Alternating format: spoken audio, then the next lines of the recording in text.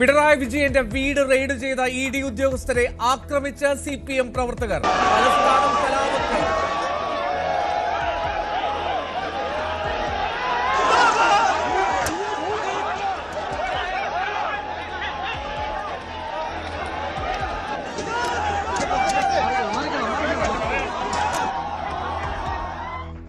ഉദ്യോഗസ്ഥർ സഞ്ചരിച്ച 2 കാറുകൾ തകർത്തു. ഡ്രൈവർക്കും പോലീസുകാർക്കും പരിക്ക്. റെയ്ഡ് കഴിഞ്ഞു, വെളിയിലിറങ്ങി അടിയിൽ തുടങ്ങി. വണ്ടി ഇവിടുന്ന് തിരുവനന്തപുരത്തുനിന്നുള്ള വണ്ടിയാണ്. പരിക്കെന്തേലും? എനിക്ക് പരിക്കില്ല, വേറെ ഒരു ഡ്രൈവർക്ക് പരിക്കുണ്ട്. അക്രമികളെ വിട്ടു നൽകാൻ പാർട്ടിയോട് ആവശ്യപ്പെട്ട പോലീസ്. CPM പാളയം ഏരിയ കമ്മിറ്റി ഓഫീസിന് മുന്നിൽ വൻ സന്നാഹം.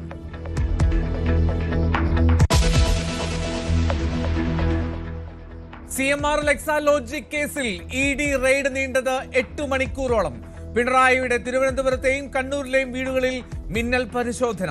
മുഹമ്മദ് റിയാസിന്റെ കോഴിക്കോട്ടെ വീട്ടിലും കൊച്ചി, ബംഗളൂരു CMRL ഓഫീസിലുമടക്കം പരിശോധന 10 ഇടങ്ങളിൽ.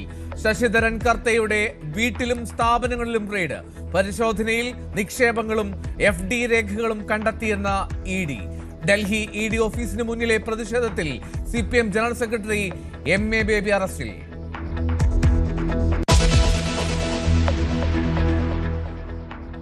റെയ്ഡിൽ പ്രതികരിച്ച്